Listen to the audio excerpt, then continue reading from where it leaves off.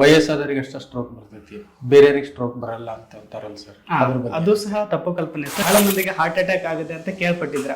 Heart attack ಮತ್ತೆ brain attack ಎರಡು ಒಂದೇ. ಪಿಟ್ಸ್ ಬರುತ್ತಲ್ಲ ಸರ್, ಈ ಪಿಟ್ಸ್ ಬಂದಾಗ ಕೈಯಾಗ ಕೀಲಿ ಕೈ ಕೊಡೋದು, ಆಮೇಲೆ ಕೈ ಹಿಡಿಯೋದು ಮಾಡ್ತಾರಲ್ಲ ಸರ್, ಅದು ಏನು? ಆಮೇಲೆ ಇನ್ನೊಂದ್ ಏನ್ ಮಾಡ್ತಾರೆ ಅಂತಂದ್ರೆ ಫಿಟ್ಸ್ ಬಂದಾಗ ಕೆಲವೊಂದ್ಸತಿ ಈ ಚುಟಿಗೆ ಹಾಕೋದು ಅಂತ ಕರೀತಾರೆ. ಆಮೇಲೆ ಈಗ ಇನ್ನೊಂದು ಅನುವಂಶಿಕ ಕಾಯಿಲೆಗಳು ಮತ್ತೆ ಜೆನೆಟಿಕ್ ಡಿಸಾರ್ಡರ್ಸ್ ಅಂತ ಅಂತಾರಲ್ಲ ಸರ್, ಈಗ ಅದು ಒಬ್ರಿಗಿತ್ತು ಅಂತಂದ್ರೆ ಅವ್ರ ನಂತರ ಇರೋ ಕುಟುಂಬದ ಸದಸ್ಯರಿಗೆ ಎಲ್ಲರಿಗೂ ಬರ್ಲೇಬೇಕು, ಬಂದೇ ಬರುತ್ತೆ ಅನ್ನೋ ಒಂದು ಕಲ್ಪನೆ ಇದೆ. ಅಲ್ಲಿ ಎರಡು ಮಿತ್ ಇದೆ. ಏನಂತಂದ್ರೆ ಈ ತಂದೆ ತಾಯಿಗೆ ಏನಾದ್ರು ಕಾಯಿಲೆ, ಅನುವಂಶಿಕ ಕಾಯಿಲೆ ಇದ್ರೆ ಮಕ್ಕಳಿಗೆ ಬಂದೇ ಬರುತ್ತೆ, ಅಥವಾ ಮಕ್ಕಳಲ್ಲಿ ಏನಾದ್ರು ಈ ಕಾಯಿಲೆ ಇತ್ತು ಅಂದ್ರೆ ತಂದೆ ತಾಯಿಲಿ ಇರ್ಲೇಬೇಕು ಅನ್ನೋದು ಒಂದು ಮಿತ್ ಇದೆ. ಸೊ ಆತರ ಇಲ್ಲ. ಈ ನ್ಯೂರೋಲಾಜಿಕಲ್ ಡಿಸಾರ್ಡರ್ಸ್ ಗಳಿಗೆ ಯಾವುದೇ ಚಿಕಿತ್ಸೆ ಇಲ್ಲ ಅನ್ನೋ ಒಂದು ಮಿತ್ ಕೂಡ ಇದೆ, ಕಲ್ಪನೆ ಕೂಡ ಇದೆ ಸರ್. ಅದ್ರ ಬಗ್ಗೆ ಏನ್ ಹೇಳ್ತೀವಿ? ಅವಾಗ ಅವರಿಗೆ ಮೈ ಮೇಲೆ ದೇವ್ರು ಬಂದೈತಿ, ದೇವ ಬಂದೈತಿ, ಆಮೇಲೆ ಅತಿ ಮಾನುಷ ಶಕ್ತಿ ಬಂದೈತಿ ಅಂತ ಏನು ಅವರಿಗೆ ಬೇರೆ ಆಂಗಲ್ನಾಗ ಈ ದೇವಸ್ಥಾನ ಕರ್ಕೊಂಡು ಹೋಗೋದು ಮಾಡೋದು ಮಾಡ್ತಾರಲ್ಲ ಸರ್, ಅದು ಅದ್ರ ಬಗ್ಗೆ ಏನಂತ ಹೇಳ್ತೀವಿ? ಅದು ನಾವು ಮಾಡೋದು ತಪ್ಪು ಪ್ರಾಕ್ಟೀಸ್. ಯಾಕಂದ್ರೆ ಸೊ ಜನಗಳದ್ದು ಏನ್ ತಪ್ಪು ಕಲ್ಪನೆ ಅಂತಂದ್ರೆ ಅಲ್ಲಿ ಅದು ಸರ್ಪುಣ್ಣ ಅಂತಂದ್ರೆ ಅದು ನಾಗರಾವಿಂದ ಬರುತ್ತೆ. ಸೊ ಗರುಡನ್ ಚಿತ್ರ ಬಿಡಿಸೋದ್ರಿಂದ ನಿಲ್ಲುತ್ತೆ ಅನ್ನೋ ತಪ್ಪು ಕಲ್ಪನೆ. ನಾವು ಬ್ರೇನ್ ಇಂದ ಬರೀ 10% ಮಾತ್ರ ಯೂಸ್ ಮಾಡ್ತೇವಿ. ನಮ್ 100% ಬ್ರೇನ್ ನಾವು ಯೂಸ್ ಮಾಡಾಕತ್ತೀವಿ ಅಂತಂದ್ರೆ ನಾವ್ ಏನ್ ಬೇಕಾದ್ ಸಾಧಿಸ್ಬೋದು, ಸೂಪರ್ ಪವರ್ ಆಗ್ತೇವೆ, ಸೂಪರ್ ನ್ಯಾಚುರಲ್ ಪವರ್ ಆಗ್ತೇವಿ ಅಂತ.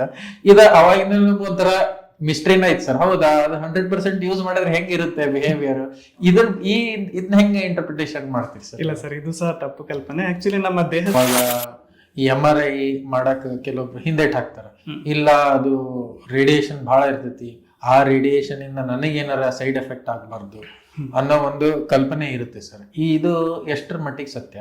ಇದು ಆಕ್ಚುಲಿ ತಪ್ಪು ಕಲ್ಪನೆ. ಯೂಶಲಿ MRI ನಾವ್ ಏನ್ ಮಾಡ್ತೇವೆ ಅಂತಂದ್ರೆ ಸಕ್ರಿ ಸೈಡ್ ಎಫೆಕ್ಟ್ಸ್ ಕಡಿಮೆ ಮಾಡಕ ನಾವು ಬರೀ ಬೆಲ್ಲ ತಿಂದ್ಬಿಟ್ರೆ ಸಕ್ರಿ ಸೈಡ್ ಎಫೆಕ್ಟ್ಸ್ ಕಂಪ್ಲೀಟ್ ಕಡಿಮೆ ಆಗ್ತಾವ. ಬೆಲ್ಲ ಚಲೋ, ಸಕ್ರಿ ಚಲೋ ಅಲ್ಲ, ವಿತ್ ರೆಸ್ಪೆಕ್ಟ್ ಏನೋ ಸೈಡ್ ಎಫೆಕ್ಟ್ಸ್.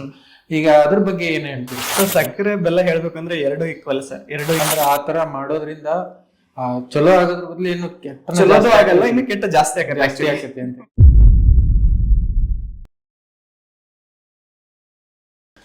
ನಮಸ್ಕಾರ. ಇವತ್ತು ನಮ್ಮ ಜೊತೆ ಡಾಕ್ಟರ್ ಗಣೇಶ್ ಗೌಡ ಮಾಜಿಗೌಡರು ಇದ್ದಾರೆ. ಅವರು MBBS MD DM neurologist, currently Nanjappa ಆಸ್ಪತ್ರೆ ದಾವಣಗೆರೆಯಲ್ಲಿ ವರ್ಕ್ ಮಾಡ್ತಾ ಇದ್ದಾರೆ. ನಮಸ್ಕಾರ ಸರ್. ನಮಸ್ತೆ. ಸೊ ಅವ್ರದ್ದು ಇನ್ನೊಂದು ಹೆಮ್ಮೆಯ ಸಂಗತಿ ಏನಂದ್ರೆ ಅವರು ನಮ್ಮ ಹಾವೇರಿ ಜಿಲ್ಲೆ ಹಿರೇಕೆರೂರು ತಾಲೂಕಿನ ಕಡೂರು ಗ್ರಾಮದವರು. ಸರ್, ನಿಮ್ಮ ವಿದ್ಯಾಭ್ಯಾಸ ಇಲ್ಲಿವರೆಗೆ ಬಂದಿರೋ ಒಂದು ಜೀವನನ ದಯವಿಟ್ಟು ಹೇಳ್ರಿ, ಮೋಟಿವೇಶನ್ ಆಗ್ತದೆ ಸರ್. ನನ್ನ ಈ ಪ್ರಾಥಮಿಕ ವಿದ್ಯಾಭ್ಯಾಸವನ್ನು ಕಡೂರು ಸ್ಕೂಲಲ್ಲೇ ಮುಗಿಸಿದ್ದು. PUC ಅನ್ನು CS ಕೋಆಪರೇಟಿವ್ ಸೊಸೈಟಿ ಹಿರೇಕೆರೂರಲ್ಲಿ ಮುಗಿಸಿದ್ದು.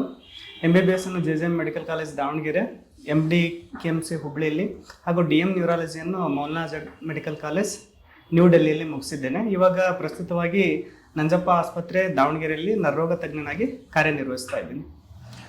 ಸರ್, ಈಗ ಕೆಲವೊಂದಿಷ್ಟು ಮೆಡಿಕಲ್ ರಿಲೇಟೆಡ್ ಮಿತ್ಸ್ ಅಥವಾ ಕೆಲವೊಂದು ವಿಷಯಗಳು ನಮ್ಮ ಸುತ್ತಮುತ್ತಲು ಓಡಾಡ್ತಿರ್ತಾವೆ.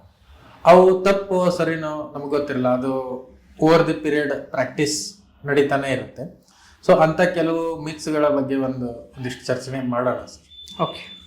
ಈಗ ಒಂದನೇದಾಗಿ ಸ್ಟ್ರೋಕ್ ಅಂತ ಬಂದಾಗ, ಈ ಸ್ಟ್ರೋಕ್ ಬರೋತ್ಲಿಗೆ ಕೊಬ್ಬರಿ ಎಣ್ಣೆ ಕುಡಿಸ್ತಾರಲ್ಲ ಸರ್, ಆ ಒಂದು ವಿಷಯದ ಬಗ್ಗೆ ಏನು ನಿಮ್ಮ ಅಭಿಪ್ರಾಯ ಸರ್? ಓಕೆ. ಸ್ಟ್ರೋಕ್ ಅಂತೂ ನಾವು ಕಾಮನ್ ಆಗಿ OPD ಪ್ರಾಕ್ಟೀಸಲ್ಲೂ ನೋಡ್ತೀವಿ, ಅಡ್ಮಿಷನ್ಸಲ್ಲೂ ನೋಡ್ತೀವಿ. ಇದನ್ನು ನಾವು ಪಾರ್ಶ್ವವಾಯು ಅಥವಾ ಲಕ್ವ ಅಂತ ಕರಿತೀವಿ. ಇದರಲ್ಲಿ ಮೊಟ್ಟ ಮೊದಲದಾಗಿ ನಮ್ಮ ಜನಸಾಮಾನ್ಯರು ಏನು ಮಾಡ್ತಾರೆ ಅಂದರೆ, ಸ್ಟ್ರೋಕ್ ಬಂದ್ಬಿಟ್ಲೆ ಫಸ್ಟ್ ಬಾಯಲ್ಲಿ ಕೊಬ್ಬರಿ ಎಣ್ಣೆ ಕುಡಿಸೋದು ಅಥವಾ ಪಾರಿವಾಳದ ರಕ್ತ ಕುಡಿಸೋದು ಅಂತ ಮಾಡ್ತಾರೆ. ಈ ಕೊಬ್ಬರಿ ಎಣ್ಣೆಯಿಂದ ಆಗೋ ತೊಂದರೆಗಳೇನೆಂದರೆ, ಕೊಬ್ಬರಿ ಎಣ್ಣೆ ಬಹಳ ತಿನ್ನಿರುತ್ತೆ. ಕೆಲವೊಂದ್ಸತಿ ನಾವು ಅದನ್ನ ಕುಡಿದಾಗ ಏನಾಗುತ್ತೆ, ಹೊಟ್ಟೆಗೆ ಹೋಗದೆ ಕೆಲವೊಬ್ಬರಿಗೆ ಶ್ವಾಸಕೋಶಕ್ಕೆ ಹೋಗ್ಬಿಡುತ್ತೆ. ಶ್ವಾಸಕೋಶಕ್ಕೆ ಹೋದ್ಮೇಲೆ ಅದು ಕಫವಾಗಿ ಕನ್ವರ್ಟ್ ಆಗಿ ನಿಮೋನಿಯಾ ಆಗೋ ಚಾನ್ಸಸ್ ಇರುತ್ತೆ. ನಿಮೋನಿಯಾ ಜಾಸ್ತಿ ಆಯಿತು ಅಂತಂದರೆ ಪೇಷಂಟ್ ವೆಂಟಿಲೇಟರ್ ಮೇಲೆ ಹೋಗೋ ಚಾನ್ಸಸ್ ಇರುತ್ತೆ. ವೆಂಟಿಲೇಟರ್ಗೆ ಹೋಯ್ತು ಅಂದರೆ ದೇಹದಲ್ಲಿ ಆಕ್ಸಿಜನ್ ಅಂಶ ಕ್ರಮೇಣವಾಗಿ ಕಡಿಮೆ ಆಗ್ತಾ ಬ್ರೈನನ್ನು ಮತ್ತೆ ಡ್ಯಾಮೇಜ್ ಆಗೋ ಚಾನ್ಸಸ್ ಇರುತ್ತೆ. ಕೆಲವೊಂದ್ಸತಿ ಇದರಿಂದ ಜೀವಹಾನಿ ಆಗೋ ಚಾನ್ಸಸ್ ಇರುತ್ತೆ. ಆ ಟೈಮಲ್ಲಿ ನಾವು ಹೇಳಬೇಕು ಅಂತಂದರೆ, ಪೇಷಂಟ್ ಸ್ಟ್ರೋಕಿಂದ ಜೀವಪಾಯ ಆಗಲ್ಲ, ಈ ಕೊಬ್ಬರಿ ಎಣ್ಣೆ ಕುಡಿಸಿ ನಿಮೋನಿಯಾ ಆಗಿ ಅದರಿಂದ ಜೀವಪಾಯ ಆಗೋ ಚಾನ್ಸಸ್ ಇರುತ್ತೆ. ಸೊ ಈ ಥರ ಪದ್ಧತಿ ನೀವು ಯಾರು ಫಾಲೋ ಮಾಡಬೇಡ್ರಿ. ಹಿಂಗೇನಾದ್ರು ಸಿಂಪ್ಟಮ್ಸ್ ಕಂಡು ಬಂದಲ್ಲಿ ಇಮಿಡಿಯೇಟ್ ಆಗಿ ನೀವು ಡಾಕ್ಟರ್ನ ಕನ್ಸಲ್ಟ್ ಮಾಡೋದು ಭಾಳ ಉತ್ತಮ. ಆಮೇಲೆ ಈ ಹಿರಿಯರಿಗೆ ಎಷ್ಟ ಸ್ಟ್ರೋಕ್ ಬರ್ತೈತಿ, ವಯಸ್ಸಾದವರಿಗೆ ಎಷ್ಟ ಸ್ಟ್ರೋಕ್ ಬರ್ತೈತಿ, ಬೇರೆಯವ್ರಿಗೆ ಸ್ಟ್ರೋಕ್ ಬರಲ್ಲ ಅಂತ ಅಂತಾರಲ್ಲ ಸರ್, ಅದ್ರ ಬಗ್ಗೆ? ಅದು ಸಹ ತಪ್ಪು ಕಲ್ಪನೆ ಸರ್. ಈಗ ಈ ಸ್ಟ್ರೋಕಿಗಾಗ್ಲಿ ಯಾವುದೇ ವಯಸ್ಸಿನ ಲಿಮಿಟ್ ಇಲ್ಲ. ನೀವು ಕೇಳ್ಪಟ್ರಾಗೆ ಹಾಸನ ಮತ್ತೆ ದಾವಣಗೆರೆಯಲ್ಲಿ ಬಹಳ ಮಂದಿಗೆ ಹಾರ್ಟ್ ಅಟ್ಯಾಕ್ ಆಗುತ್ತೆ ಅಂತ ಕೇಳ್ಪಟ್ಟಿದ್ರ. ಹಾರ್ಟ್ ಅಟ್ಯಾಕ್ ಮತ್ತೆ ಬ್ರೈನ್ ಅಟ್ಯಾಕ್ ಎರಡು ಒಂದೇ. ಹಾರ್ಟ್ ಅಟ್ಯಾಕ್ ಅಲ್ಲಿ ಏನಾಗುತ್ತೆ ಅಂದ್ರೆ ಈ ಹಾರ್ಟಿಗೆ ಸಪ್ಲೈ ಮಾಡೋ ರಕ್ತನಾಳಗಳು ಬ್ಲಾಕ್ ಆಗೋದ್ರಿಂದ ಬರುತ್ತೆ. ಬ್ರೈನ್ ಅಟ್ಯಾಕ್ ಅಲ್ಲಿ ಏನಾಗುತ್ತೆ ಅಂದ್ರೆ ಬ್ರೈನಿಗೆ ಸಪ್ಲೈ ಆಗೋ ರಕ್ತನಾಳಗಳು ಬಂದಾದ್ರೆ ಈ ತರ ತೊಂದರೆ ಆಗೋ ಚಾನ್ಸಸ್ ಇರುತ್ತೆ. ಇದಕ್ಕೆ ವಯಸ್ಸಿನ ಲಿಮಿಟ್ ಇಲ್ಲ. ಇವನ್ ಹುಟ್ಟಿದ ಮಕ್ಕಳಿಂದ ಹಿಡಿದ್ಬಿಟ್ಟು ವಯಸ್ಕರಲ್ಲಿ 20 ವರ್ಷ, 30 ವರ್ಷ, 40 ವರ್ಷ ಅವರಲ್ಲೂ ಸಹ ಆಗೋ ಚಾನ್ಸಸ್ ಇರುತ್ತೆ. ಯಾಕಂದ್ರೆ ನಾವು ಈಗ ಫಾಲೋ ಮಾಡುವ ಈ ಜೀವನ ಶೈಲಿಗಳು, ಡಯಾಬಿಟಿಸ್, ಹೈಪರ್ ಟೆನ್ಷನ್, ಈ ಕೊಲೆಸ್ಟ್ರಾಲ್ ಅಂಶಗಳು ಜಾಸ್ತಿ ಆಗೋದ್ರಿಂದ, ಅಥವಾ ನಮ್ಮ ಈ ಬ್ಯಾಡ್ ಹ್ಯಾಬಿಟ್ಸ್ ಅಂತ ಹೇಳ್ಬೋದು, ಆಲ್ಕೋಹಾಲ್ ತಗೊಳ್ಳೋದಾಗ್ಲಿ ಅಥವಾ ಸ್ಮೋಕಿಂಗ್ ಮಾಡೋದಾಗ್ಲಿ, ಇವು ಈ ಕಡಿಮೆ ವಯಸ್ಸಲ್ಲೇ ಸ್ಟ್ರೋಕ್ ಆಗಂಗೆ ಮಾಡ್ತಿರ್ತವೆ. ಓಕೆ ಸರ್, ಅಂದ್ರೆ ನೀವು ಹೇಳೋ ಪ್ರಕಾರ ಸ್ಟ್ರೋಕಿಗೆ ಯಾವುದೇ ವಯಸ್ಸಿನ ಮಿತಿ ಇಲ್ಲ, ಯಾರಿಗಾದ್ರೂ ಆಗ್ಬೋದು, ಯಾವ ವಯಸ್ಸಿಗಾದ್ರೂ ಆಗ್ಬೋದು. ಹೌದು.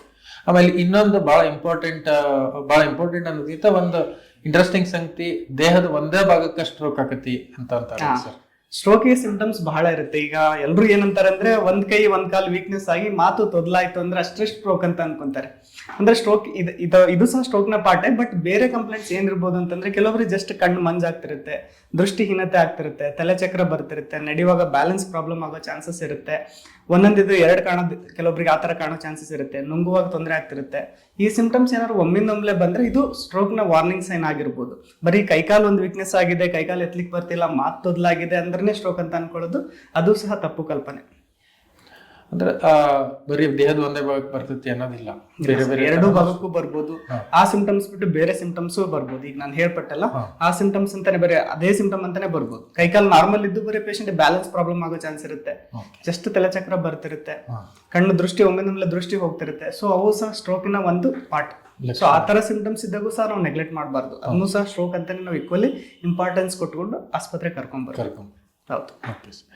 ಆಮೇಲೆ ನೆಕ್ಸ್ಟ್ ಪಿಟ್ಸ್ ಬರುತ್ತಲ್ಲ ಸರ್. ಈ ಪಿಟ್ಸ್ ಬಂದಾಗ ಕೈಯಾಗ ಕೈ ಕೊಡೋದು, ಆಮೇಲೆ ಕೈ ಹಿಡಿಯೋದು ಮಾಡ್ತಾರಲ್ಲ ಸರ್, ಅದು ಏನು ಮಿತ್ ಅಥವಾ? ಫಿಟ್ಸ್ ಅಂತೂ ನೀವು ಸಾಮಾನ್ಯವಾಗಿ ನೋಡೇ ಇರ್ತೀರಾ. ಇದಕ್ಕೆ ನಾವು ಅಪಸ್ಮಾರ ಅಂತಾನೂ ಕರಿತೀವಿ, ಮೂರ್ಛೆ ರೋಗ ಅಂತಾನೂ ಕರಿತೀವಿ. ಇದ್ರಲ್ಲಿ ಏನಾಗುತ್ತೆ ಅಂದ್ರೆ ಒಮ್ಮಿಂದೊಮ್ಮೆಲೆ ಪೇಷಂಟ್ಗೆ ಏನಾಗುತ್ತೆ ಅಂದ್ರೆ ಕಣ್ಗುಡ್ಡೆಗಳ ಮೇಲೆ ಹೋಗೋದು, ಕತ್ತು ಒಂದ್ ಕಡೆ ತಿರ್ಗೋದು, ಕೈಕಾಲಲ್ಲಿ ಜರ್ಕ್ ಮೂವ್ಮೆಂಟ್ ಆಗೋದು, ಅಥವಾ ಕೈಕಾಲು ಟೈಟ್ ಆಗೋದು, ನಾಲ್ಗೆ ಕಟ್ಕೊಳೋದು, ಎಚ್ಚರ ತಪ್ಪೋದು, ಇವೆಲ್ಲ ಸಿಂಪ್ಟಮ್ಸ್ ಇರುತ್ತೆ. ಆ ಟೈಮಲ್ಲಿ ಮೋಸ್ಟ್ ಆಫ್ ದ ಜನಗಳು ಏನ್ ಮಾಡ್ತಾರೆ ಅಂತಂದ್ರೆ ಕೈಯಲ್ಲಿ ಕೀ ಕೊಡ್ತಿರ್ತಾರೆ. ಸೊ ಕೀ ಕೊಟ್ಟಾಗ ಏನಾಗುತ್ತೆ ಅಂದ್ರೆ ಆ ಕೈ ಟೈಟ್ ಆಗಿ ಹಿಡ್ಕೊಳೋದ್ರಿಂದ ಕೀಯಿಂದ ಕೆಲವೊಬ್ಬರಿಗೆ ಕೈ ಮೇಲೆ ಗಾಯಗಳಾಗೋ ಚಾನ್ಸ್ ಇರುತ್ತೆ. ಈ ಫೋರ್ಸ್ಫುಲ್ ಮೂವ್ಮೆಂಟ್ ಆಗ್ತಿರೋ ಕೈಯನ್ನ ಫೋರ್ಸ್ ಆಗಿ ಹಿಡಿದಾಗ ಏನಾಗುತ್ತೆ ಅಂದ್ರೆ ಮೂಳೆಗಳು ಫ್ರಾಕ್ಚರ್ ಆಗೋ ಚಾನ್ಸಸ್ ಇರುತ್ತೆ. ಸೊ ನಾವು ಅದನ್ನ ಮಾಡೋದ್ರಿಂದ ಪೇಷಂಟ್ಗೆ ಇನ್ನೂ ತೊಂದರೆನ ಜಾಸ್ತಿ ಮಾಡ್ತೇವೆ ಹೊರತು ಟ್ರೀಟ್ಮೆಂಟ್ ಅಲ್ಲ. ಸೊ ಇದನ್ನ ಏನು ಮೆಥಡ್ ಅನ್ನು ನೀವು ಫಾಲೋ ಮಾಡಬಾರ್ದು. ಆಮೇಲೆ ಬಾಯಾಗ ನೀರ್ ಹಾಕೋದು, ಕೈ ಸುಡೋದು ಮಾಡ್ತಾರಲ್ಲ. ಹೌದು ಸರ್. ಏನಾಗುತ್ತೆ ಅಂತಂದ್ರೆ ಫಿಟ್ಸ್ ಬಂದ್ಮೇಲೆ ಅಥವಾ ಬಂದ್ ಹೋದ್ಮೇಲೆ ಏನಾಗುತ್ತೆ ಅಂದ್ರೆ ಪೇಷಂಟ್ ಎಚ್ಚರ ಇರಲ್ಲ. ಸೊ ಆ ಟೈಮ್ನಲ್ಲಿ ಏನ್ ಮಾಡ್ತಾರೆ ಅಂತಂದ್ರೆ ಬಾಯಲ್ಲಿ ನೀರು ಕೊಟ್ಬಿಟ್ಟಿರ್ತಾರೆ. ಸೇಮ್ ನಾವು ಯಾವ ತರ ಈಗ ಆಗ್ಲೇ ನಾನು ಹೇಳಿದೆ ಅದೇ ತರ ಈ ನೀರು ಸಹ ಎಚ್ಚರ ಇಲ್ಲದ ಮನುಷ್ಯನಿಗೆ ಏನಾದ್ರೂ ನಾವು ನೀರು ಕೊಟ್ವಿ ಅಂದ್ರೆ ಅದು ಹೊಟ್ಟೆಗೆ ಹೋಗಲ್ಲ. ಸೇಮ್ ಅದು ಸಹ ಶ್ವಾಸಕೋಶಕ್ಕೆ ಹೋಗಿ ಅಸ್ಪಿರೇಷನ್ ನಿಮೋನಿಯಾ ಅಂತ ಕರೀತಾರೆ. ನಿಮೋನಿಯಾ ಆಗ್ಬಿಟ್ಟು ಮತ್ತೆ ಪೇಷಂಟ್ಗೆ ಇನ್ನೂ ನಾವು ತೊಂದರೆಯನ್ನು ಕೊಟ್ಟಂಗಾಗುತ್ತೆ. ಸೊ ಯಾವುದೇ ಎಚ್ಚರ ಇಲ್ಲದ ಪೇಷಂಟ್, ಇವನ್ ಫಿಟ್ಸ್ ಆಗಿರ್ಬೋದು, ಸ್ಟ್ರೋಕ್ ಆಗಿರ್ಬೋದು, ಪೇಷಂಟ್ಗೆ ಎಚ್ಚರ ಇಲ್ಲ ಅಂತಂದ್ರೆ ಬಾಯಲ್ಲಿ ಏನು ಕೊಡ್ಲಿಕ್ಕೆ ಹೋಗ್ಬಾರ್ದು. ಫಸ್ಟ್ ಒಂದು ಫಾರ್ಮೋಸ್ಟ್ ಬಹಳ ಇಂಪಾರ್ಟೆಂಟ್. ಯಾಕಂದ್ರೆ ಅದರಿಂದ ಕೊಡೋದ್ರಿಂದ ನಾವಿನ್ನು ಪೇಷಂಟ್ಗೆ ತೊಂದರೆ ಮಾಡ್ತೀವಿ. ಆಮೇಲೆ ಇನ್ನೊಂದು ಏನ್ ಮಾಡ್ತಾರೆ ಅಂತಂದ್ರೆ ಫಿಟ್ಸ್ ಬಂದಾಗೆ ಕೆಲವೊಂದ್ಸತೆ ಈ ಚುಟಿಗೆ ಹಾಕೋದು ಅಂತ ಕರೀತಾರೆ. ಅಂದ್ರೆ ಪೇಷಂಟ್ ಎಚ್ಚರ ತಪ್ಪಿದ್ದಾನೆ, ಅವ್ನಿಗೆ ಏನಾದ್ರು ನಾವು ಬೆಂಕಿ ಏನಾದ್ರು ಸುಟ್ಟು ಚುಟಿಗೆ ಹಾಕಿ ಎಚ್ಚರ ಬರ್ಸೋದು. ಸೊ ಅದನ್ನೆಲ್ಲ ಮಾಡ್ಲಿಕ್ಕೆ ಹೋಗ್ಬಾರ್ದು. ಅದ್ ಮಾಡೋದ್ರಿಂದ ಮತ್ತೆ ಇಂಜುರಿ ಆಗಿ ಮತ್ತೆ ಕೈ ಮೇಲೆ ಗಾಯಗಳಾಗಿ ಅದರಿಂದ ಮತ್ತೆ ಇನ್ಫೆಕ್ಷನ್ ಆಗೋ ಚಾನ್ಸಸ್ ಇರುತ್ತೆ. ಸೊ ಹಂಗೇನಾದ್ರು ಫಿಟ್ಸ್ ಬರ್ತಿತ್ತು ಅಂದ್ರೆ ಪೇಷಂಟ್ ಅನ್ನ ಒಂದ್ ಸೈಡ್ ಮಲಗಿಸಿ ಆ ಏರ್ವೇಯನ್ನ ಕ್ಲಿಯರ್ ಮಾಡಿ, ಶರ್ಟ್ ಏನಾದ್ರು ಟೈಟ್ ಹಾಕೊಂಡಿದ್ರು ಅಂತ ಅದನ್ನ ಸ್ವಲ್ಪ ಕ್ಲಿಯರ್ ಮಾಡಿ, ಸುತ್ತಲೂ ಗಾಳಿ ಬರಂಗ್ ಮಾಡಿ ಆಂಬುಲೆನ್ಸ್ ಕಾಲ್ ಮಾಡಿಬಿಟ್ಟು ಇಮಿಡಿಯೇಟ್ ಆಗಿ ಹಾಸ್ಪಿಟ್ಲಿಗೆ ನೀವು ಟ್ರಾನ್ಸ್ಫರ್ ಮಾಡೋ ಒಂದು ವ್ಯವಸ್ಥೆನ ಮಾಡಿದ್ರೆ ಬಹಳ ಉತ್ತಮ. ಆಮೇಲೆ ಸರ್, ಈಗ ಒಂದು ನಾಯಿ ಕಡಿಯೋದು ಅಥವಾ ಬೇರೆ ಯಾವ್ದೋ ಪ್ರಾಣಿ ಕಡಿಯೋದು, ಕೆಲವೊಮ್ಮೆ ಏನ್ ಮಾಡ್ತಾರ ಅದು ಸರಿ ಹೋಗಿಬಿಡ್ತದ ಬಿಡ, ತಾನ ಸರಿ ಆಗ್ತತಿ ಅಂತ ಕೈ ಬಿಡ್ತಾರೆ. ಅದ್ರ ಬಗ್ಗೆ ಏನಂತ ಹೇಳ್ತೀವಿ? ಬಹಳ ಇಂಪಾರ್ಟೆಂಟ್. ಈಗ ಏನಂತಾರೆ ಅಂತ ನಿಮ್ಗೆಲ್ಲ ಕೇಳಿರ್ತಾರೆ, ರೇಬಿಸ್ ಕಾಯಿಲೆ ಅಂತ ಕೇಳಿರ್ತೀರ. ಇದು ರೇಬಿಸ್ ವೈರಸ್ ಇಂದ ಬರೋ ಕಾಯಿಲೆ. ಏನಂತಾರೆ, ಈ ಮನೆಯಲ್ಲಿರೋ ನಾಯಿ ಕಡಿದ್ರೆ ಬರಲ್ಲ ಅಂತ ಅಂತಿರ್ತಾರೆ. ಬಟ್ ಅದು ತಪ್ಪು ಆಕ್ಚುಲಿ. ಯಾಕಂದ್ರೆ ಈ ಮನೆ ನಾಯಿಗಳು ಕೆಲವೊಂದ್ಸತಿ ಬೀದಿ ನಾಯಿ ಜೊತೆ ಕಾಂಟ್ಯಾಕ್ಟ್ ಇರುತ್ತೆ. ಸೊ ಬೀದಿ ನಾಯಿ, ಅದು ರೇಬಿಸ್ ಇರೋ ನಾಯಿ ಮನೆ ನಾಯಿ ಕಡ್ದು ಆ ಮನೆ ನಾಯಿ ಮತ್ತೆ ನಿಮಗೆ ಕಡಿಯೋದ್ರಿಂದ ಈ ಕಾಯಿಲೆ ಬರೋ ಚಾನ್ಸಸ್ ಇರುತ್ತೆ. ಈ ಕಾಯಿಲೆದ್ದು ಬಹಳ ಡೆಡ್ಲಿ ಕಾಂಪ್ಲಿಕೇಶನ್. ಒನ್ಸ್ ಈ ಕಾಯಿಲೆ, ಈ ವೈರಸ್ ಬ್ಲಡ್ ಇಂದ ನರಗಳಿಗೆ ಏರಿ ಒಂದ್ಸತಿ ನಮ್ಮ ಈ ಮೆದುಳು ಬಳ್ಳಿಗೆ ಏನಾದ್ರು ಹೋಯ್ತು ಅಂದ್ರೆ ಟ್ರೀಟ್ಮೆಂಟ್ ಇಲ್ಲ ಅಂದ್ರೆ 100% ಪೇಷಂಟ್ಗೆ ಜೀವಾಪಾಯ ಆಗೇ ಆಗುತ್ತೆ. ಸೊ ನೀವು ಯಾವಾಗಲೂ ಯಾವುದೇ ನಾಯಿ ಕಡಿಲಿ, ಬೀದಿ ನಾಯಿ ಕಡಿಲಿ ಅಥವಾ ಮನೆ ನಾಯಿ ಕಡಿಲಿ, ಅದನ್ನ ನೀವು ಈಕ್ವಲ್ ಆಗಿ ರೇಬಿಸ್ ಕಾಯಿಲೆ ಬರುತ್ತಪ್ಪ ಅಂತ ತಿಳ್ಕೊಂಡೆ ನೀವು ಟ್ರೀಟ್ಮೆಂಟ್ ತಗೋಬೇಕು. ಯಾಕಂದ್ರೆ ಆ ಟೈಮಲ್ಲಿ ನಾವು ರೇಬಿಸ್ ಕಡ್ದು ಬಿಡ್ಲೆಕ್ಕ ಏನಾದ್ರು ನಾಯಿ ಕಡ್ದು ಬಿಡ್ಲೆ ಆ ವ್ಯಾಕ್ಸಿನ್ ತಗೊಂಡು ಅಥವಾ ರೇಬಿಸ್ ಇಮ್ಯುನೋಗ್ಲೋಬುಲಿನ್ ತಗೊಂಡ್ರೆ ಕಂಪ್ಲೀಟ್ ಆಗಿ ಕಾಯಿಲೆನ ವಾಸಿಪಡಿಸ್ಬೋದು. ನೀವು ಆ ಟೈಮಲ್ಲಿ ಪ್ರಿಕಾಷನ್ ತಗೊಳ್ಳಿಲ್ಲ ಅಂದ್ರೆ ಜೀವಾಪಾಯ ಆಗೋದಂತೂ ಗ್ಯಾರಂಟಿ. ಸೊ ಯಾವುದೇ ಈ ಬೀದಿ ನಾಯಿ ಆಗಲಿ ಮನೆ ನಾಯಿ ಆಗಲಿ ಕಡಿದ್ರು ಸಹ ನೆಗ್ಲೆಕ್ಟ್ ಮಾಡಬೇಡಿ. ಅಂದ್ರೆ ಅದಕ್ಕೆ ಆಂಟಿ ರೇಬಿಸ್ ಇಂಜೆಕ್ಷನ್ ಕೊಡಿಸಿದ್ರು ಕೂಡ ನಮ್ ಪ್ರಿಕಾಷನ್ ನಾವು ತಗೋಬೇಕು ಸರ್, ಪ್ರಿಕಾಷನ್ ತಗೋಬೇಕು. ಆಮೇಲೆ ಈಗ ಇನ್ನೊಂದು ಅನುವಂಶಿಕ ಕಾಯಿಲೆಗಳು ಮತ್ತೆ ಜೆನೆಟಿಕ್ ಡಿಸಾರ್ಡರ್ಸ್ ಅಂತ ಅಂತಾರಲ್ಲ ಸರ್, ಈಗ ಅದು ಒಬ್ರಿಗಿತ್ತು ಅಂತಂದ್ರೆ ಅವ್ರ ನಂತರ ಇರೋ ಕುಟುಂಬದ ಸದಸ್ಯರಿಗೆ ಎಲ್ಲರಿಗೂ ಬರ್ಲೇಬೇಕು, ಬಂದೇ ಬರುತ್ತೆ ಅನ್ನೋ ಒಂದು ಕಲ್ಪನೆ ಇದೆ. ಸೊ ಇದರ ಬಗ್ಗೆ ಏನ್ ಹೇಳ್ತೀರಿ ಸರ್? ಅನುವಂಶಿಕ ಕಾಯಿಲೆಗಳು ಅಂತಂದ್ರೆ ನಮ್ಮ ದೇಹದಲ್ಲಿ ಎಲ್ಲಾ ಅಂಗಗಳಲ್ಲಿ ಎಲ್ಲಾ ಆರ್ಗನ್ಸ್ ಅಲ್ಲೂ ಜೀನ್ಸ್ ಅಂತ ಇರುತ್ತೆ. ಈ ಜೀನ್ಗಳು ಪ್ರಾಪರ್ ಆಗಿ ಯಾವಾಗ ಕೆಲಸ ಮಾಡ್ತಿರಲ್ಲ ಆ ಟೈಮಲ್ಲಿ ಬರೋ ಕಾಯಿಲೆಗಳು. ಇದರಲ್ಲಿ ಬಹಳ ವೆರೈಟೀಸ್ ಇರುತ್ತೆ. ಆಟೋಸೋಮಲ್ ಡಾಮಿನೆಂಟ್ ಅಂತ ಕರೀತಾರೆ, ಆಟೋಸೋಮಲ್ ರಿಸೆಸಿವ್ ಅಂತ ಕರೀತಾರೆ, ಎಕ್ಸ್ ಲಿಂಕ್ಡ್ ಡಿಸಾರ್ಡರ್ಸ್ ಅಂತ ಕರೀತಾರೆ. ಸೊ ಇದರಲ್ಲಿ ಎರಡು ಮಿತ್ ಇದೆ. ಏನಂತಂದ್ರೆ ಈ ತಂದೆ ತಾಯಿಗೆ ಏನಾದ್ರು ಕಾಯಿಲೆ, ಅನುವಂಶಿಕ ಕಾಯಿಲೆ ಇದ್ರೆ ಮಕ್ಕಳಿಗೆ ಬಂದೇ ಬರುತ್ತೆ, ಅಥವಾ ಮಕ್ಕಳಲ್ಲಿ ಏನಾದ್ರು ಈ ಕಾಯಿಲೆ ಇತ್ತು ಅಂದ್ರೆ ತಂದೆ ತಾಯಿಲಿ ಇರಲೇಬೇಕು ಅನ್ನೋದು ಒಂದು ಮಿತ್ ಇದೆ. ಸೊ ಆ ಥರ ಇಲ್ಲ. ಈ ಕಾಯಿಲೆಗಳಲ್ಲಿ ಟ್ರಾನ್ಸ್ಮಿಷನ್ ರೇಟ್ ಏನಿರುತ್ತೆ ಅಂದ್ರೆ ಕೆಲವೊಂದು ಜೆನೆಟಿಕ್ ಕಾಯಿಲೆಗಳಲ್ಲಿ ಓನ್ಲಿ 25% ಅಷ್ಟೇ ಟ್ರಾನ್ಸ್ಫರ್ ಆಗ್ತಿರ್ತವೆ, ಕೆಲವೊಂದು ಕಾಯಿಲೆಗಳು 50% ಟ್ರಾನ್ಸ್ಫರ್ ಆಗ್ತಿರ್ತವೆ, ಕೆಲವೊಂದು ಕಾಯಿಲೆಗಳು 100% ಟ್ರಾನ್ಸ್ಫರ್ ಆಗ್ತಿರ್ತವೆ. ಸೊ ತಂದೆ ತಾಯಿಲಿ ಇದ್ರೆ ಮಕ್ಕಳಲ್ಲಿ ಬರಲೇಬೇಕು ಅನ್ನಂಗಿಲ್ಲ, ಮಕ್ಕಳಲ್ಲಿ ಇದೆ ಅಂತಂದ್ರೆ ತಂದೆ ತಾಯಿಲಿ ಇರಲೇಬೇಕು ಅನ್ನಂಗಿಲ್ಲ. ಆಮೇಲೆ ಈ ನ್ಯೂರೋಲಾಜಿಕಲ್ ಡಿಸಾರ್ಡರ್ಸ್ಗಳಿಗೆ ಯಾವುದೇ ಚಿಕಿತ್ಸೆ ಇಲ್ಲ ಅನ್ನೋ ಒಂದು ಮಿತ್ ಕೂಡ ಇದೆ, ಕಲ್ಪನೆ ಕೂಡ ಇದೆ ಸರ್. ಅದ್ರ ಬಗ್ಗೆ ಏನು ಹೇಳ್ತೀರಾ? ಇದು ಸಹ ತಪ್ಪು. ಯಾಕಂದ್ರೆ ಇವಾಗ ನಮ್ದು ವಿಜ್ಞಾನ ಎಷ್ಟೊಂದು ಮುಂದುವರೆದಿದೆ ಅಂತಂದ್ರೆ ನಮ್ಮ ಬ್ರೈನ್ ಥಾಟ್ಸ್ ಗಳನ್ನ ಆಕ್ಟಿವೇಟ್ ಮಾಡೋ ಬಹಳ ಮೆಥಡ್ಸ್ಗಳು ಬಂದಿದ್ದಾವೆ. ಈಗ ಒಂದು ಹೊಸದಾಗಿ ಹೇಳಬೇಕು ಅಂತಂದ್ರೆ ನ್ಯೂರೋ ಮಾಡ್ಯುಲೇಷನ್ ಅಂತ ಕರೀತಾರೆ. ವೇರಿಯಸ್ ಎಲೆಕ್ಟ್ರಿಕಲ್ ಸ್ಟಿಮ್ಯುಲೇಷನ್ ಅಥವಾ ಮ್ಯಾಗ್ನೆಟಿಕ್ ಸ್ಟಿಮ್ಯುಲೇಷನ್ ಕೊಟ್ಟು ನಮ್ಮ ಡ್ಯಾಮೇಜ್ ಆಗಿರೋ ನರಗಳನ್ನು ಸಹ ಆಕ್ಟಿವೇಟ್ ಮಾಡೋ ಚಿಕಿತ್ಸಾ ವಿಧಾನಗಳು ಬಂದಿದೆ. ಉದಾಹರಣೆಗೆ ಪಾರ್ಕಿನ್ಸನ್ ಕಾಯಿಲೆ ಇರ್ಬೋದು, ಕೈ ನಡುಕ ಕಾಯಿಲೆ ಇರ್ಬೋದು, ಕೋರಿಯಾ ಅಂತ ಒಂದು ಕಾಯಿಲೆ ಹೇಳ್ತಾರೆ. ಆಮೇಲೆ ಈ ಫಿಟ್ಸ್ ಕಾಯಿಲೆಲ್ಲೂ ಸಹ ಕೆಲವೊಬ್ರಿಗೆ ಯಾರು ಮೆಡಿಸಿನ್ ಕೊಟ್ಟರು ಇಂಪ್ರೂವ್ ಆಗ್ತಿರಲ್ಲ, ಅಂತ ಕಾಯಿಲೆಗಳಿಗೂ ಸಹ ಈ ನ್ಯೂರೋ ಮಾಡ್ಯುಲೇಷನ್ ಟೆಕ್ನಿಕ್ಸ್ ಅಂತ ಯೂಸ್ ಮಾಡ್ತಾರೆ. ಉದಾಹರಣೆಗೆ ಡೀಪ್ ಬ್ರೈನ್ ಸ್ಟಿಮ್ಯುಲೇಷನ್ ಅಂತ ಟೆಕ್ನಿಕ್ಸ್ ಬಂದಿದ್ದವು, ವೇಗಲ್ ನರ್ವ್ ಸ್ಟಿಮ್ಯುಲೇಷನ್ ಅಂತ ಬಂದಿದ್ದವು, ಸುಪ್ರಾ ಆರ್ಬಿಟಲ್ ನರ್ವ್ ಸ್ಟಿಮ್ಯುಲೇಷನ್ ಟೆಕ್ನಿಕ್ಸ್ ಅಂತ ಬಂದಿದೆ, ಬ್ಯಾಕ್ಲೋಪೆನ್ ಪಂಪ್ಸ್ ಅಂತ ಬಂದಿದ್ದವು. ಸೊ ಇವು ನಮ್ಮ ವಿಜ್ಞಾನದ ಎಲ್ಲಾ ಮೆಥಡ್ಸ್ಗಳನ್ನು ಯೂಸ್ ಮಾಡಿ ಪೇಷಂಟ್ ಅನ್ನು ಟ್ರೀಟ್ ಮಾಡ್ಲಿಕ್ಕೆ ಅಂತ ಟೆಕ್ನಿಕ್ಸ್ಗಳನ್ನು ಕಂಡು ಹಿಡಿದಿದ್ದಾರೆ. ಸೊ ಈಗ ವಿಜ್ಞಾನ ಬಹಳ ಮುಂದುವರಿತಿದೆ. ಸೊ ಟ್ರೀಟ್ಮೆಂಟ್ ಇಲ್ಲಪ್ಪ ಈ ಕಾಯಿಲೆಗೆ ಅಂತ ಅನ್ನೋ ಸಿಚುವೇಶನ್ ಇಲ್ಲ ಸರ್, ಬಹಳ ಮುಂದುವರೆದಿದೆ.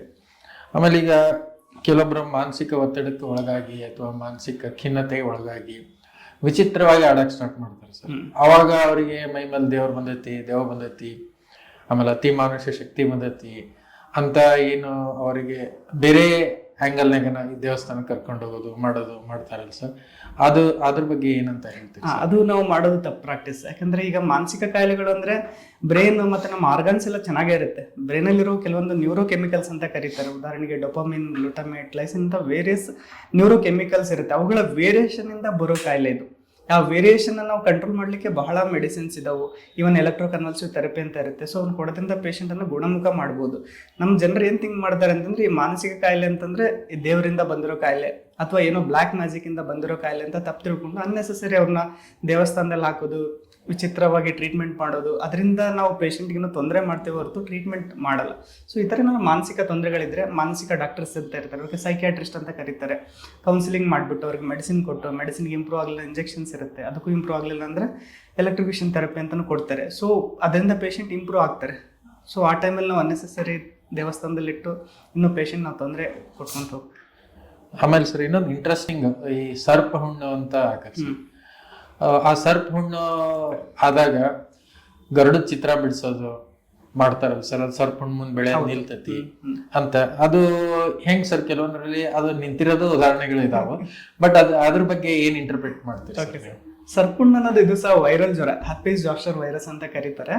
ಇದು ನರಗಳು ಎಲ್ಲಿ ಸಪ್ಲೈ ಮಾಡುತ್ತೆ ಆ ಜಾಗದಲ್ಲಿ ಇನ್ಫೆಕ್ಟ್ ಮಾಡೋದ್ರಿಂದ ಆ ನರಗಳ ಡಿಸ್ಟ್ರಿಬ್ಯೂಷನ್ ಅಲ್ಲೇ ಈ ಸ್ಕಿನ್ ಲೀಷನ್ಸ್ ಇರುತ್ತೆ, ಬಹಳ ಪೇನ್ ಇರುತ್ತೆ. ಬಹಳ ಜನ ಅದು ಇನಿಷಿಯಲ್ ಟ್ರೀಟ್ಮೆಂಟ್ ಅನ್ನೇ ಫೇಲ್ ಮಾಡ್ಕೊಂಡ್ಬಿಡ್ತಾರೆ. ಫಸ್ಟ್ 72 hours ಅಲ್ಲಿ ಹೋದ್ರೆ ಅವಕ್ಕೆ ಆಂಟಿವೈರಲ್ ಡ್ರಗ್ಸ್ ಅಂತ ಹೇಳ್ತಾರೆ, ಸೈಕ್ಲೋವಿರ್, ಗ್ಯಾನ್ಸೈಕ್ಲೋವಿರ್, ವ್ಯಾಲ್ಸೈಕ್ಲೋವಿರ್ ಅಂತ ವೇರಿಯಸ್ ಡ್ರಗ್ಸ್ ಇದೆ. ಅದು ಕೊಟ್ಬಿಟ್ರೆ ಈ ವೈರಸ್ ಅನ್ನ ಅದು ಕಿಲ್ ಮಾಡಿ ವೈರಲ್ ಇನ್ಫೆಕ್ಷನ್ ಅನ್ನ ಪ್ರೋಗ್ರೆಸ್ ಆಗೋದನ್ನ ನಿಲ್ಲಿಸ್ತಿರುತ್ತೆ. ಸೊ ಜನಗಳದ್ದೇನು ತಪ್ಪು ಕಲ್ಪನೆ ಅಂತಂದ್ರೆ ಅಲ್ಲಿ ಅದು ಸರ್ಪುಣ್ಣ ಅಂತಂದ್ರೆ ಅದನ್ನ ನಾಗರಾವಿಂದ ಬರುತ್ತೆ, ಸೊ ಗರುಡನ್ ಚಿತ್ರ ಬಿಡಿಸೋದ್ರಿಂದ ನಿಲ್ಲುತ್ತೆ ಅನ್ನೋ ತಪ್ಪು ಕಲ್ಪನೆ. ಇದು ಹರ್ಪಿಸ್ ಜೋಸ್ಟರ್ ಅಥವಾ ಈ ಸರ್ಪುಣ್ಣು ನಾವು ಟ್ರೀಟ್ ಮಾಡಲಿಲ್ಲ ಅಂದ್ರೆ ಏನಾಗುತ್ತೆ ಅಂದ್ರೆ ಕೆಲವೊಂದ್ಸತಿ ನರಗಳ ಮೂಲಕ ಆ ಸರ್ಪುಣ್ಣು ಮೆದುಳಿಗೆ ಎಂಟರ್ ಆಗುತ್ತೆ. ಸೊ ಅದರಿಂದ ಬರೋ ಮೆದುಳು ಜ್ವರ ಬಹಳ ಡೇಂಜರಸ್. ಅದರಿಂದ ಬರೋ ಮೆದುಳು ಜ್ವರ ಏನಾದರೂ ಈ ಸಿವಿಯರ್ ಆಯಿತು ಅಂದ್ರೆ ಪೇಷಂಟ್ ಕೋಮಾ ಸ್ಟೇಜ್ಗೆ ಹೋಗೋ ಚಾನ್ಸ್ ಇರುತ್ತೆ, ಕೆಲವೊಂದ್ಸತಿ ಜೀವ ಕಳ್ಕೊಳ್ಳೋ ಚಾನ್ಸಸ್ ಇರುತ್ತೆ. ಆಮೇಲೆ ನಾವು ಸರ್ಪುಣ್ಣನ ಆ ಟೈಮ್ ಟ್ರೀಟ್ ಮಾಡಲಿಲ್ಲ ಅಂತಂದ್ರೆ ಕೆಲವೊಬ್ಬರಿಗೆ ಪೇನ್ ಲೈಫ್ ಲಾಂಗ್ ಉಳಿಯುತ್ತೆ ಸರ್. ಅದಕ್ಕೆ ನಾವು ಪೋಸ್ಟ್ ಹರ್ಪೆಟಿಕ್ ನ್ಯೂರಾಲಜಿ ಅಂತ ಕರಿತೀವಿ. ಸೊ ಆ ಟೈಮ್ ನಾವು ಕರೆಕ್ಟಾಗಿ ಆಂಟಿವೈರಲ್ ಡ್ರಗ್ ತಗೊಳ್ಳಿಲ್ಲ ಅಂತಂದ್ರೆ ಲೈಫ್ ಲಾಂಗ್ ಪೇನ್ ಇರುತ್ತೆ. ಅದು ವರ್ಸ್ಟ್ ಪೇನ್. ಇವನ್ ಪೇಷಂಟಿಗೆ ಮಲ್ಗ್ಲಿಕ್ಕೆ ಆಗಲ್ಲ, ಕೂರ್ಲಿಕ್ಕೆ ಆಗಲ್ಲ, ಡೇ ಟು ಡೇ ಆಕ್ಟಿವಿಟೀಸ್ ಮಾಡ್ಲಿಕ್ಕೆ ಆಗಲ್ಲ. ಸೊ ಇನಿಷಿಯಲ್ ನಾವು ಪ್ರಿಕಾಷನ್ ತಗೊಂಡು ಟ್ರೀಟ್ಮೆಂಟ್ ತಗೊಂಡ್ರೆ ಇವನ್ನೆಲ್ಲನೂ ನಾವು ತಡೆಗಟ್ಟಬಹುದು. ಅವಕ್ಕೂ ಯಾವುದೇ ವಯಸ್ಸಿನ ಭೇದ ಇಲ್ಲ ಸರ್. ಯಾವ ವಯಸ್ಸಿನವರೆಗೂ ಯಾರಿಗೆ ರೋಗ ನಿರೋಧಕ ಶಕ್ತಿ ಕಡಿಮೆ ಇರುತ್ತೆ ಅವರಲ್ಲಿ ಸ್ವಲ್ಪ ಕಾಮನ್. ಈಗ ಶುಗರ್ ಪೇಷಂಟ್ ಇರ್ಬೋದು, ವಯಸ್ಕರು ಇರ್ಬೋದು, HIV ಪೇಷಂಟ್ಗಳು ಇರ್ಬೋದು. ಯಾರ್ದು ರೋಗ ನಿರೋಧಕ ಶಕ್ತಿ ಕಡಿಮೆ ಇರುತ್ತೆ ಅವರಲ್ಲಿ ಸ್ವಲ್ಪ ಕಾಮನ್ ಆಗಿ ಕಾಣುತ್ತೆ, ಬಟ್ ಎಲ್ಲರಲ್ಲೂ ಬರ್ಬೋದು. ಅಂದ್ರೆ ಆಮೇಲೆ ದೇಹದ ಇದೇ ಭಾಗದಲ್ಲಿ ಆಗುತ್ತೆ ಅನ್ನೋದು ಏನು ರಿಸ್ಟ್ರಿಕ್ಷನ್? ದೇಹದಲ್ಲಿರೋ ಯಾವುದೇ ನರಗಳನ್ನು ಅಫೆಕ್ಟ್ ಮಾಡ್ಬೋದು ಸರ್. ಫೇಸ್ ನರಗಳಿರ್ಬೋದು, ಹೊಟ್ಟೆ ಇರ್ಬೋದು, ತೊಡೆ ಭಾಗದಲ್ಲಿ ಇರ್ಬೋದು, ಬೆನ್ನ ಆಗ್ಬೋದು, ಯಾವ ಭಾಗನೂ ಅಫೆಕ್ಟ್ ಮಾಡ್ಬೋದು. ಅಂದ್ರೆ ಇನಿಷಿಯಲ್ ಸ್ಟೇಜ್ನಾಗ ಕಂಡಿಡಿದ್ರೆ ಸ್ಕಿನ್ ಲೀಷನ್ಸ್ ಮತ್ತೆ ಆ ಪೇನ್ ಅಲ್ಲೇ ಗೊತ್ತಾಗ್ಬಿಡುತ್ತೆ ಸರ್.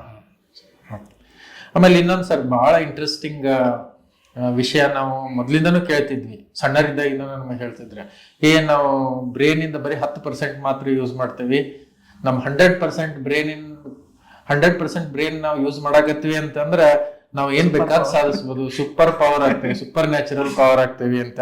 ಇದ ಅವಾಗಿನ ಒಂಥರ ಮಿಸ್ಟ್ರಿನ ಐತ್ ಸರ್. ಹೌದಾ, ಅದು 100% ಯೂಸ್ ಮಾಡಿದ್ರೆ ಹೆಂಗಿರುತ್ತೆ ಬಿಹೇವಿಯರ್? ಇದನ್ನ ಹೆಂಗೆ ಇಂಟರ್ಪ್ರಿಟೇಷನ್ ಮಾಡ್ತೀವಿ ಸರ್? ಇಲ್ಲ ಸರ್, ಇದು ಸಹ ತಪ್ಪು ಕಲ್ಪನೆ. ಆಕ್ಚುಲಿ ನಮ್ಮ ದೇಹದಲ್ಲಿ 10 ಬಿಲಿಯನ್ಸ್ ಅಷ್ಟು ನ್ಯೂರಾನ್ಸ್ ಇರುತ್ತೆ. ಅಂದ್ರೆ ಎಲ್ಲಾ ಫಂಕ್ಷನ್ಗೆ ಅದರದೇ ಆದ ನ್ಯೂರಾನ್ಸ್ ಇರುತ್ತೆ. ನಾವೊಂದು ಮೆಮೊರಿ ಗ್ರಹಿಸ್ಬೇಕು ಅಂದ್ರೆ ಅದಕ್ಕೊಂದು ನರ ಇರುತ್ತೆ, ನೋಡ್ಬೇಕು ಅಂದ್ರೆ ಅದಕ್ಕೊಂದು ಏನಿರ್ತದೆ ನ್ಯೂರಾನ್ಸ್ ಅದಕ್ಕಿಂತ ಸಪ್ರೇಟ್ ಇರುತ್ತೆ. ನಾವೇನಾದ್ರು ನೆನ್ಪಿಟ್ಕೋಬೇಕು ಅಂತಂದ್ರೆ ಅದಕ್ಕೆ ನರಗಳು ಸಪ್ರೇಟ್ ಆಗಿರುತ್ತೆ. ಸೊ ಎಲ್ಲದಕ್ಕೂ ಅದರದೇ ಆದ ಫಂಕ್ಷನ್ ಇರೋ ನ್ಯೂರಾನ್ಸ್ ಇರುತ್ತೆ. ಸೊ ನಾವು ಯಾವ ಆಕ್ಟಿವಿಟಿ ಮಾಡುತ್ತೆ ಆ ಟೈಮಲ್ಲಿ ಆ ನರ್ವ್ ಆಕ್ಟಿವೇಟ್ ಆಗುತ್ತೆ. ಸೊ 100% ನಮ್ಮ ದೇಹದಲ್ಲಿರೋ, ನಮ್ಮ ಬ್ರೈನಲ್ಲಿರೋ ಎಲ್ಲಾ ನ್ಯೂರಾನ್ಸ್ ಸಹ ಆಕ್ಟಿವೇಟ್ ಆಗಿ ಕೆಲಸ ಮಾಡ್ತಿರುತ್ತೆ. ಈಗ ಒಂದು 10% ಯೂಸ್ ಮಾಡಿ 90% ಯೂಸ್ ಮಾಡಲ್ಲ ಅಂದ್ರೆ ಅದು ತಪ್ಪು ಕಲ್ಪನೆ. ಸೊ ಎಲ್ಲಾ ನ್ಯೂರಾನ್ಸ್ ಆಕ್ಟಿವೇಟ್ ಆಗುತ್ತೆ, ಅದಕ್ಕೆ ಅದರದ್ದೇ ಆದ ಫಂಕ್ಷನ್ ಇರುತ್ತೆ. ನಾನು ಆಗ್ಲೇ ಹೇಳಿದಲ್ಲ, ಈ ಒಂದು ದೃಷ್ಟಿಗಾಗ್ಲಿ, ಮೆಮೊರಿಗಾಗಿದೆ, ಸೋಷಿಯಲ್ ರೆಕಗ್ನಿಷನ್ ಆಗಲಿ, ನಾವು ಇನ್ನೊಬ್ಬರ ಜೊತೆ ಯಾವ ತರ ಇರಬೇಕು ಅನ್ನೋದ್ರಾಗ್ಲಿ, ಬಿಹೇವಿಯರ್ಗಾಗ್ಲಿ, ಸೊ ಎಲ್ಲದಕ್ಕೂ ಅದರದೇ ಆದ ನ್ಯೂರಾನ್ಸ್, ಅದರದೇ ಆದ ನ್ಯೂರೋನಲ್ ಸರ್ಕ್ಯೂಟ್ಸ್ ಇರುತ್ತೆ. ಸೊ ಎಲ್ಲವೂ ಸಹ 100% ಆಗಿ ವರ್ಕ್ ಮಾಡಿದಾಗ ಮಾತ್ರ ನಾವು ನಮ್ಮ ನಾರ್ಮಲ್ ಆಕ್ಟಿವಿಟೀಸ್ ಅನ್ನ ಕಂಟಿನ್ಯೂ ಮಾಡಬಹುದು. ಅಂದ್ರೆ ನಾವು ಈಗ ನಾರ್ಮಲ್ ಆಕ್ಟಿವಿಟಿ ಮಾಡಾಕತ್ತೀವಿ ಅಂದ್ರೆ ನಾವು 100% ಬ್ರೈನ್ ಯೂಸ್ ಮಾಡ್ತಾ ಇದ್ದೀವಿ ಅಂತ ಅನ್ಸುತ್ತೆ. ಯಾವ ನ್ಯೂರಾನ್ಸ್ ಸ್ಟಕ್ ಆಗಿರಲ್ಲ, ಎಲ್ಲವೂ ವರ್ಕಿಂಗ್ ಇರುತ್ತೆ ಅಂತ. ಆಮೇಲೆ ಸರಿ, ಏನಾರ ಒಂದು ಸಣ್ಣ ಅಪಘಾತ ಆಯ್ತು ಅಥವಾ ಬಿದ್ರು ಅಂತಂದ್ರೆ ಮೋಸ್ಟ್ ಆಫ್ ದಿ ಕೇಸಸ್ ನಾವು ನೋಡ್ತೀವಿ ತಲೆಗೆ ಹೊಡೆತು ಬೀಳೋದು ಬಹಳ. ಸೊ ಈ ತಲೆಗೆ ಹೊಡೆತು ಬಿದ್ದಾಗ ಲ್ಯೂಸಿಡ್ ಪೀರಿಯಡ್ ಅಂತ ಒಂದು ಹೇಳ್ತಾರಲ್ಲ ಸರ್, ಲ್ಯೂಸಿಡ್ ಇಂಟರ್ವಲ್, ಅದು ಏನ್ ಸರ್? ಅದ್ರ ಪ್ರಾಮುಖ್ಯತೆ ಏನು, ಅದ್ರ ಇಂಪಾರ್ಟೆನ್ಸ್ ಏನು? ಓಕೆ, ಏನಾಗುತ್ತೆ ಅಂದ್ರೆ ಕೆಲವೊಂದ್ಸತಿ ತಲೆಗೆ ಪೆಟ್ಟು ಬಿದ್ದಾಗ ಪೇಷಂಟ್ ಇನಿಷಿಯಲಿ ನಾರ್ಮಲೇ ಇರ್ತಾರೆ, ಒಳಗಡೆ ಅದು ಇನ್ನು ಬ್ಲೀಡಿಂಗ್ ಎಕ್ಸ್ಪಾಂಡ್ ಆಗ್ತಿರಲ್ಲ. ಏನಪ್ಪ ನಾನು ಬಿದ್ದೆ, ನನ್ಗೇನು ಆಗ್ಲಿಲ್ಲ, ಆರಾಮಿದ್ದೀನಿ, ಮನೆಗೆ ಬರ್ತಾರೆ, ಮನೆಗೆ ಬಂದು ಮಲಗಿರ್ತಾರೆ, ಮಲಗಿದ ಮೇಲೆ ಎದ್ಲಿಕ್ಕೆ ಆಗ್ತಿರಲ್ಲ. ಆಲ್ರೆಡಿ ಕೆಲವರು ಪೇಷಂಟ್ ಬೆಡ್ ಅಲ್ಲೇ ಎಕ್ಸ್ಪೈರ್ ಆಗಿರ್ತಾರೆ. ಸೊ ಏನಾಯ್ತು ಅಂತ ಕರಿತಿರ್ತಾರೆ ಅವಾಗ. ಸೊ ಇದಕ್ಕೆ ನಾವು ಮೆಡಿಕಲ್ ಟರ್ಮ್ ಅಲ್ಲಿ ಏನಂತೀವಿ ಅಂತಂದ್ರೆ ಲೂಸಿಡ್ ಇಂಟರ್ವಲ್ ಅಂತ ಕರಿತೀವಿ. ಅಂದ್ರೆ ಫಸ್ಟ್ ಪೇಷಂಟ್ ನಾರ್ಮಲ್ ಇರ್ತಾನೆ, ಒನ್ಸ್ ಬ್ಲೀಡಿಂಗ್ ಎಕ್ಸ್ಪಾಂಡ್ ಆಗಿ ಪೇಷಂಟ್ ಡಿಟೋರೇಟ್ ಆಗಿ ಡೆತ್ ಆಗ್ತಿರ್ತಾರೆ. ಸೊ ಇದಕ್ಕೆ ನಾವು ಲೂಸಿಡ್ ಇಂಟರ್ವಲ್ ಅಂತ. ಸೊ ಯಾವುದೇ ಹೆಡ್ ಇಂಜುರಿ ಆಗಲಿ ಯಾವಾಗಲೂ ಇಗ್ನೋರ್ ಮಾಡಬಾರ್ದು. ಹೆಡ್ ಇಂಜುರಿ ಆಯಿತು ಅಂದ್ರೆ ಇಮಿಡಿಯೇಟ್ ನೀವು ನ್ಯೂರೋ ಸರ್ಜನ್ ಕನ್ಸಲ್ಟ್ ಮಾಡಿ ಅದಕ್ಕೆ ಬೇಕಾದ CT ಸ್ಕ್ಯಾನ್ ಮಾಡೋದ್ರಿಂದ ಬ್ಲೀಡಿಂಗ್ ಏನಾರು ಇತ್ತು ಅಂತಂದ್ರೆ ಬ್ಲೀಡಿಂಗನ್ನು ಕಡಿಮೆ ಮಾಡಲಿಕ್ಕೆ ಮೆಡಿಸಿನ್ಸ್ ಇರುತ್ತೆ. ಮೆಡಿಸಿನ್ನು ಸಹ ಇಂಪ್ರೂವ್ ಆಗಲಿಲ್ಲ ಅಂತಂದ್ರೆ ಓಪನ್ ಹೋಲ್ ಮಾಡಿಬಿಟ್ಟು ಬ್ಲಡ್ ತೆಗೆಯೋ ಮೆಥಡ್ಸ್ಗಳು ಭಾಳ ಇದಾವೆ. ಸೊ ಯಾವುದೇ ಹೆಡ್ ಇಂಜುರಿ ಆದರೂ ನೆಗ್ಲೆಕ್ಟ್ ಮಾಡಬೇಡ್ರಿ. ಯಾಕಂದ್ರೆ ನಾರ್ಮಲ್ ಇದ್ದೀನಿ ಅಂತಂದ್ರೆ ಬ್ರೈನ್ ನಾರ್ಮಲ್ ಇದೆ ಅಂತ ಅರ್ಥ ಅಲ್ಲ. ಸೊ ಮುಂದೆ ಫ್ಯೂಚರಲ್ಲಿ ಕಾಂಪ್ಲಿಕೇಶನ್ ಆಗೋ ಚಾನ್ಸಸ್ ಇರುತ್ತೆ. So any head injury near neuro surgeon ನೀವು ಕನ್ಸಲ್ಟ್ ಮಾಡೋದು ಒಳ್ಳೆಯದು.